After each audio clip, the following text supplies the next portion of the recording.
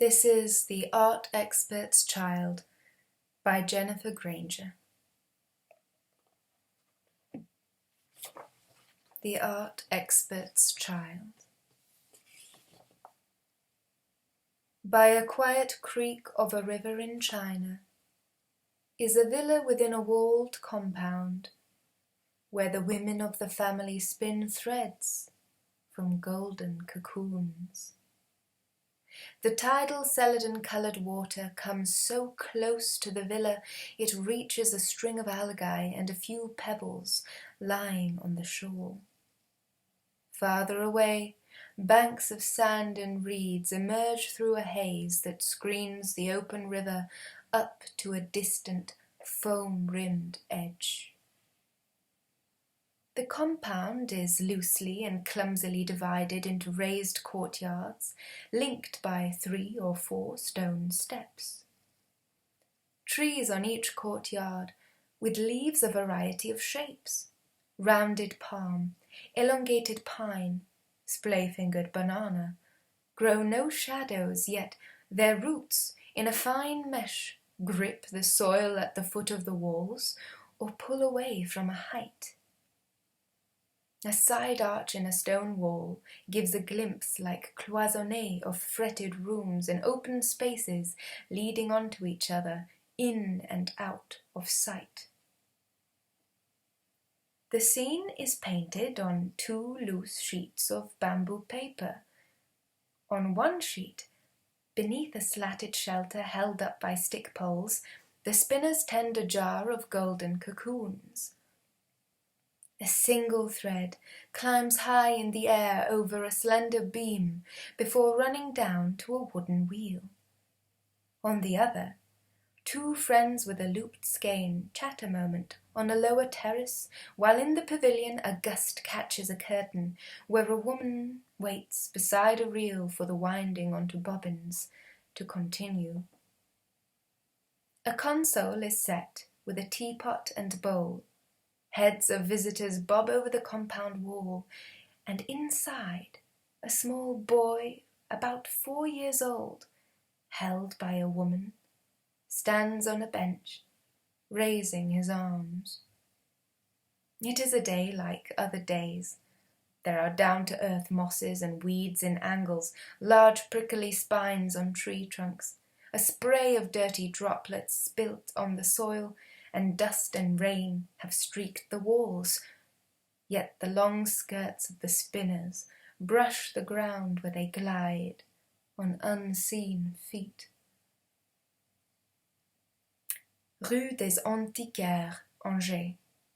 I park my car under the chestnut trees where an ancient wall rises a blind 50 feet. Placing a ticket from the meter on my windscreen, I cross for a quick visit to the shops. Over the years, a foreigner and art amateur in this town in the Loire Valley, I have come to know the antique dealers. They are casual, canny professionals.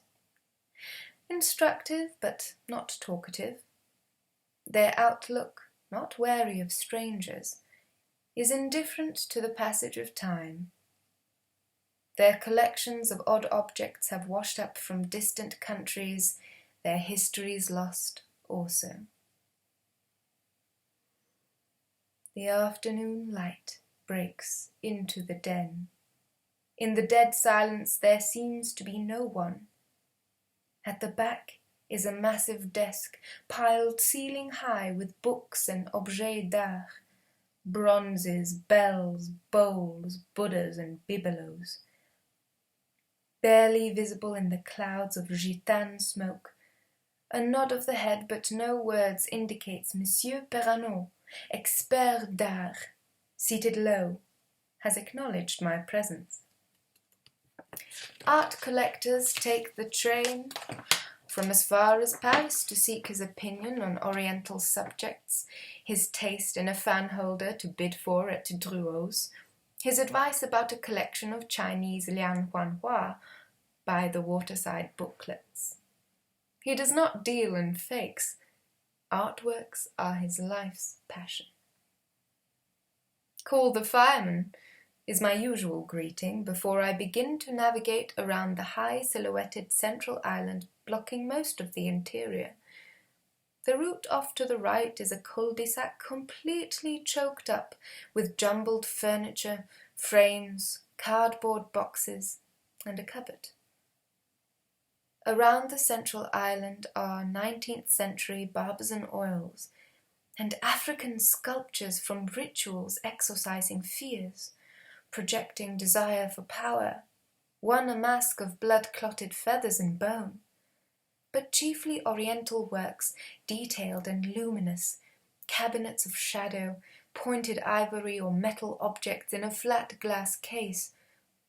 On the walls, an occasional daguerreotype of a pin-up embracing a raised leg or in reclining posture, and an old portrait of Jane Birkin show the proprietor has a taste for the lovelies.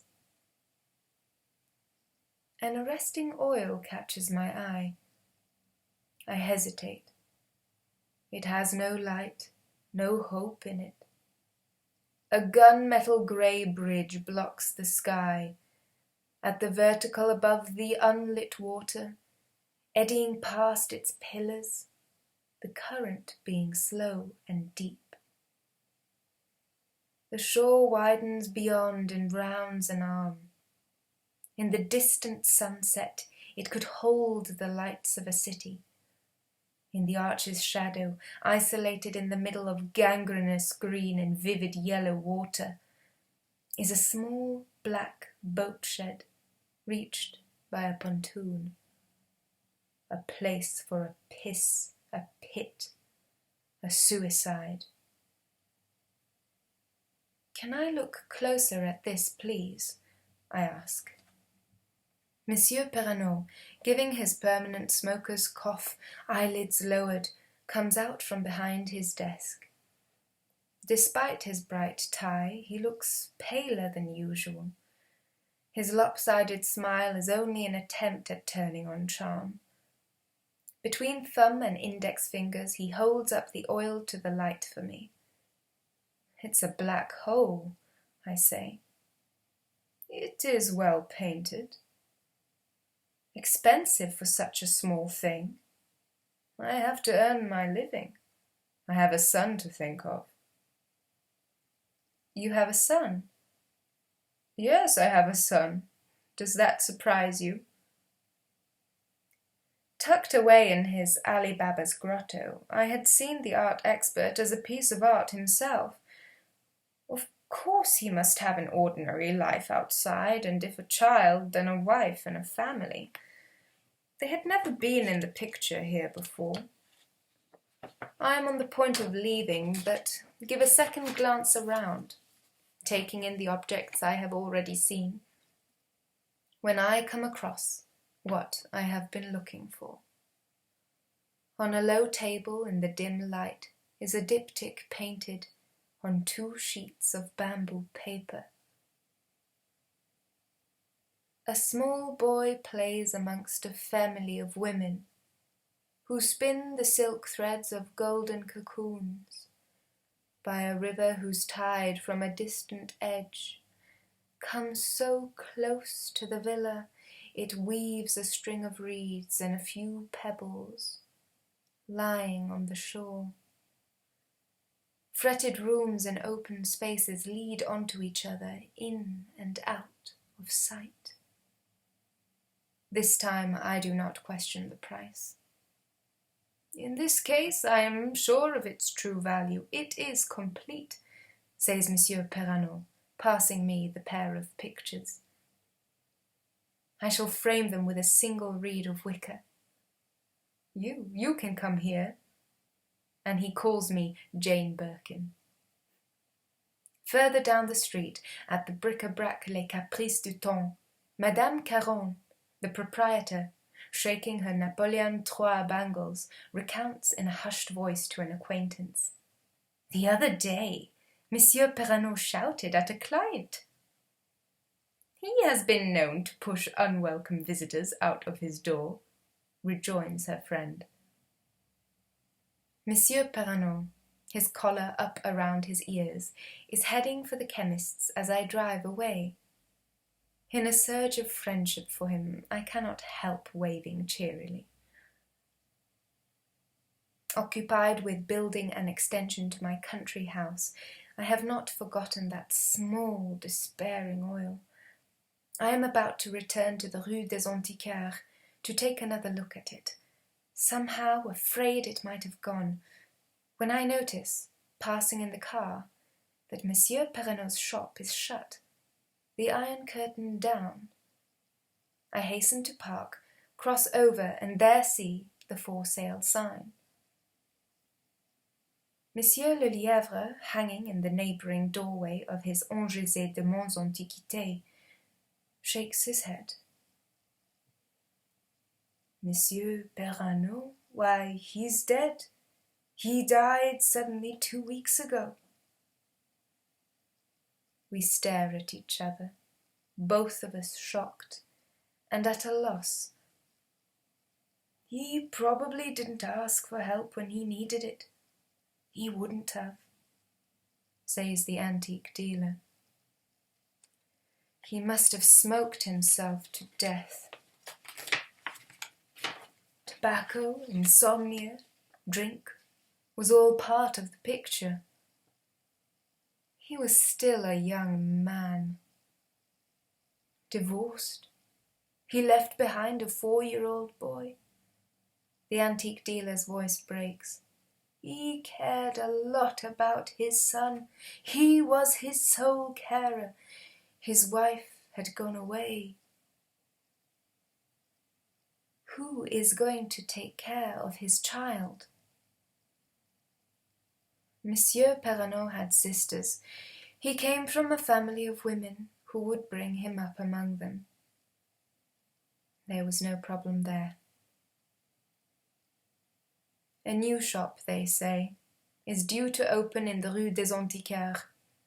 It will sell modern chinoiserie, padded jackets, sprayed polychromes, blue and white tea sets, attracting interest. The antique dealers, one after the other, I foresee, will sell out, divorce, or turn to different affairs. The soul of the provincial town's street, aged in the light and shade of its ancient stones, has gone. The diptych hangs in my veranda extension. A small boy plays at the feet of spinners, who wind silk threads onto bobbins by a river whose tide from a distant edge comes so close to the villa it leaves on the shore a string of reeds and a few pebbles. The women's chatter and their winding is for a moment interrupted. I see at the same time in the interlude, broken off, outside the veranda window, the olive tree by the terrace, the white chairs and table.